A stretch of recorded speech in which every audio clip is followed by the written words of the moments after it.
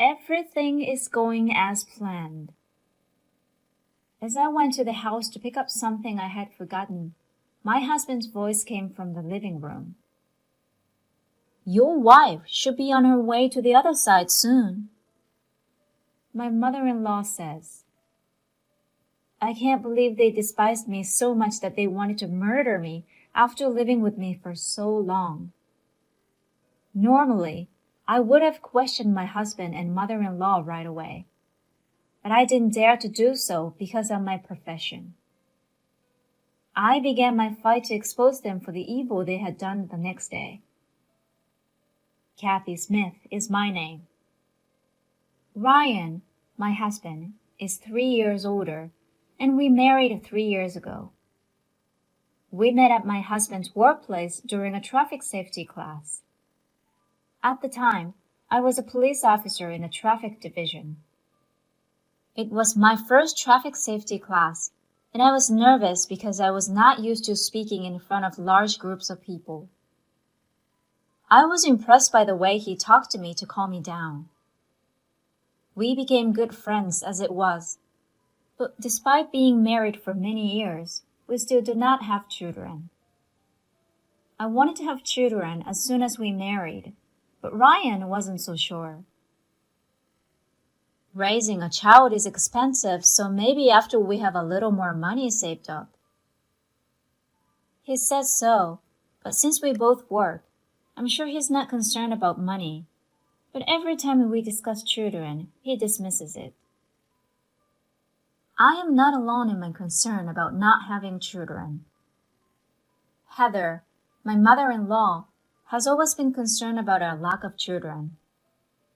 She seemed to be looking forward to grandchildren at first, but after 3 years, she began to suspect that I didn't want children. You're not going to be young forever, so you better hurry, she said. If a woman does not bear her husband's children, she's no better than a housekeeper. It's not like I don't want to have a child. When I tell Ryan what my mother-in-law said to me, he becomes irritated. What exactly is it? Are you blaming me? I'm overworked and exhausted. If you truly desire a child, make an effort to make me feel that way. He would start saying that without fail, and he would pay close attention to my appearance. Anyway, his tastes don't suit me, and he prefers girls who dress younger.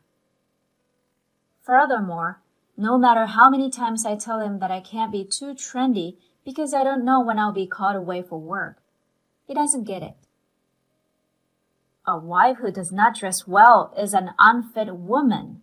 You should think about it before complaining to me. I had no idea my husband, who had been so sweet to me before, had such terrible ideas, and I regretted marrying him. My department and work schedule changed 2 years into our marriage. It became increasingly difficult to time my husband's day off with mine, and we spent less and less time together.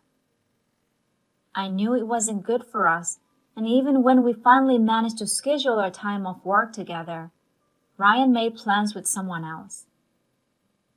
You're canceling again. You promised last week that we'd go to the movies today. Some girls at work invited me to go fishing yesterday. They said they couldn't put the bait on the hook because they were afraid. I apologize. It's part of my job. Despite his words of remorse, he has a grin on his face. As a result of my husband's selfishness, my much-anticipated plans were betrayed at every turn. I was in a bad mood and wanted to spend my day off at home. But then my mother-in-law would show up without an appointment at my house. Oh, Ryan isn't here? He went fishing. Some girls from work asked him to accompany her. I guess he'd rather play with other girls than be with you. I don't want to deal with my mother-in-law, who can say such things to me and act like she doesn't care. But I can't just leave her alone and go out. So my days off would end with her sarcastic remarks like this. You don't appear to be able to have children. You need to be more proactive. You're his wife, right? I'm doing my best as well, but it's about money, and Ryan isn't thrilled about it. Because of finances? So, how much money do you make now? I hesitated to tell her about private matters, even if she was my mother-in-law. When I told her a little less than my actual pay, she sneered, with a disappointed expression on her face. Oh my, it's surprisingly less than I thought. After all, I'm a civil servant. With such low wages, how can you want to have children? What on earth was she comparing them to? I wish she would not compare a wealthy individual to a civil servant. However, something about my mother-in-law's demeanor felt strange at the time. And the doubts I was experiencing at the time were only the beginning of the story that was to unfold. My mother-in-law began to openly bully me after that day. Her visits to my house have increased to the point where I see them half the week. When I got home from work one day, my mother-in-law entered the house using her own key and was cooking dinner. Oh my, you're a wife, but you prioritize work over family. It must be wonderful not to have children.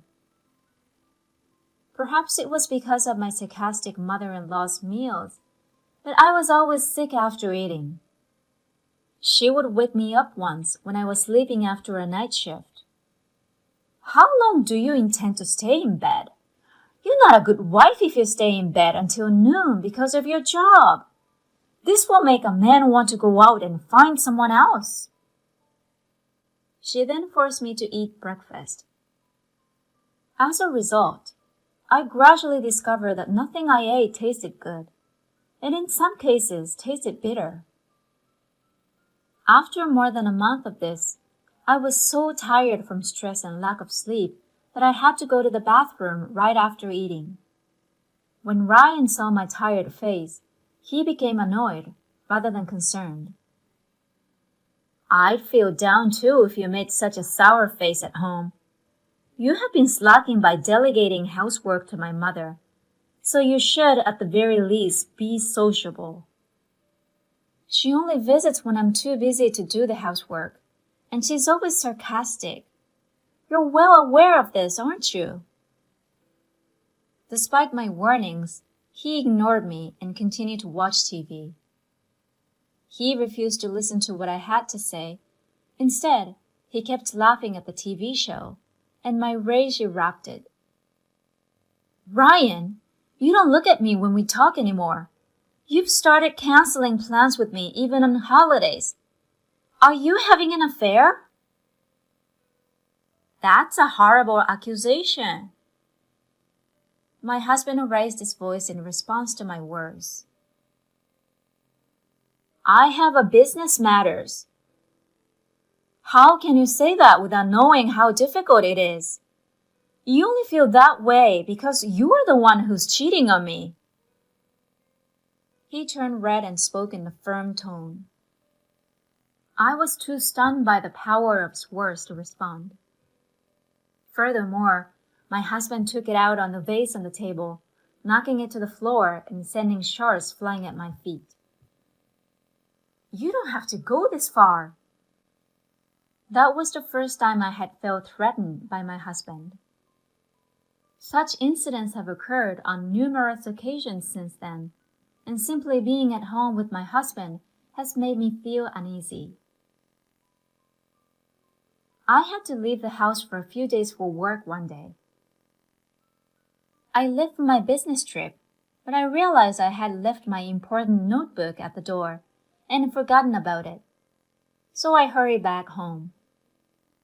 It's so nice of you to go on a business trip without doing any housework, isn't it? I was told the day before. I felt awkward seeing my husband because we had argued the day before and left the house. So when I got home, I opened the front door slowly so as not to make a sound. I discovered my mother-in-law's shoes there. I was about to walk away when I overheard them conversing. I got the thing, and so far everything is going as planned. Your wife is going to die soon. That's correct. However, it's not as effective as I thought. She's been going to the bathroom after every meal, so I guess it's about time. The conversation took my breath away. I couldn't believe what I was hearing. What exactly does she mean? I quickly took out my voice recorder, which I always keep with me, and began recording. Unaware of what I was up to, the two in the room were upbeat and talking loudly about their crazy plan. Should we increase the amount of the life insurance policy? That way, we'll be able to pay off Mom's debt, right? I'd be extremely grateful. You won't have to look at that ugly girl every day too, then. I held my breath in surprise. I can't believe they think of me like that, even if they don't like me.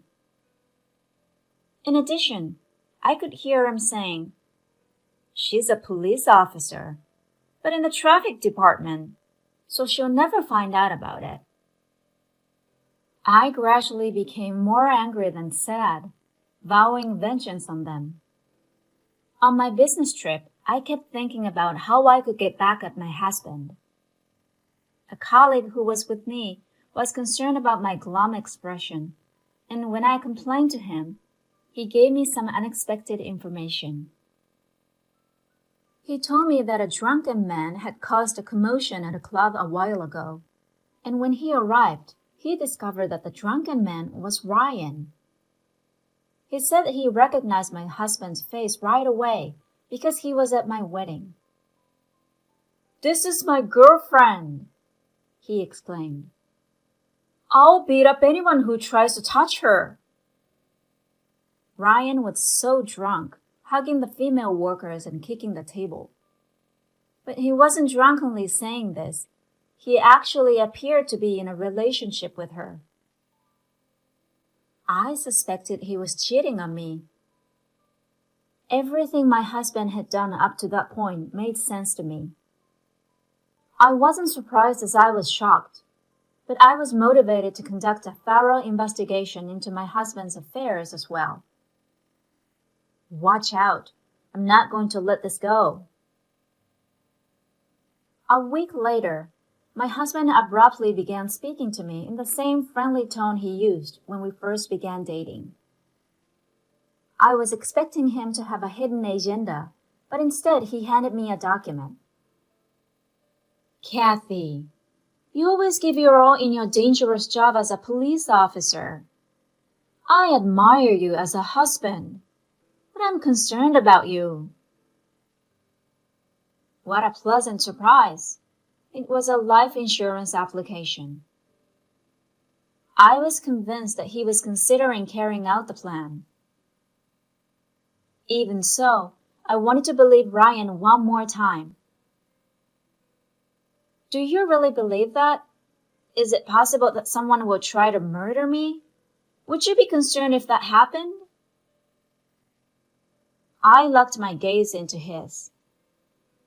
"Please, I beg you to reconsider," I thought in my head, as he nodded at me with a big smile on his face. "Of course. So get moving. Please sign this application." Is the only thing he sees in his eyes now the insurance money he can get in exchange for my life? He was a scumbag to the core, but thanks to him, I felt confident in sanctioning him. In this world, you never know who's out to get you, do you? Yes, and yes! There have been so many upsetting incidents. Someone in your family, for example, has a stupid idea. Yeah. Like planning to get rid of a wife who causes problems because he wants to be with a younger woman. My husband's eyes began to swim as he became visibly upset. His debt-ridden mother tempted him to take out an expensive insurance policy on his wife and kill her. Wait a second. What the hell are you? In front of my husband, I play the voice recorder. When I play the voice recorder in front of my husband, his face distorted and became ugly as his mother-in-law's conversation and vulgar laughter began to flow out. Hey, what's up this recording? I happened to overhear it. Thank goodness I have a voice recorder. I wouldn't have it if I'd spent my entire life working in traffic. You work in the traffic division, though. I'm now in the criminal division. I also told you so. So, I guess you've been busy thinking about a woman since then, and you've been ignoring me. I slammed the photographs of the affair evidence that my husband had hidden in his room. These were the only ones I discovered while searching the house while my husband was away, and strong evidence. I don't know anything of these pictures. I don't even know who she is. Huh. I heard she works at a high-end club, the one you had a problem at. You're so cool. I heard you yelling, "She's my girl!" How much do you know about? Not sure. Concerned. He was now making excuses to his wife no matter what. My mother is to blame. When she discovered that I was dating another girl, she insisted that I marry her rather than you because of your low salary. My husband's words made sense. When my mother-in-law inquired about my salary and stated that it was low, most likely referring to my husband's girlfriend. According to the voice recorder recording and listening to the conversation, my mother-in-law owed me a substantial sum of money. It would be shallow of her to try to pay off the debt with my insurance money and from my husband's new girlfriend. So you're saying it was your mother who devised me the scheme? Yeah, I had absolutely nothing to do with it. What are you on about? It started with you cheating on her to begin with. It's disgusting to blame someone else for it. You will never be forgiven. I shouted, and my husband grabbed my chest while screaming incoherently. I grabbed him by the hand and threw him to the ground with all my might. I'm a cop. I'm used to dealing with aggressive people like you. I don't need life insurance to protect myself. My husband became weak and apologetic when he saw the handcuffs. You're arrested. I apologize. I don't know what I was doing. Please accept my apologies. I'll hear your excuses at the police station.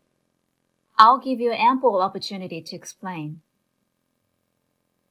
Following that, my husband and his mother were imprisoned for a time for plotting to kill me. I filed for divorce and demanded $20,000 in alimony from both my husband and his girlfriend. They may be freed soon because it was an attempted murder, but I am sure they will be fired from their jobs. And they will have a difficult life with the alimony payments and paying off my mother-in-law's debts. On the other hand, for the first time in a long time, I'm enjoying living alone. I've been forced to live in a small space, so I decided to stretch out and spread my wings for a little while longer.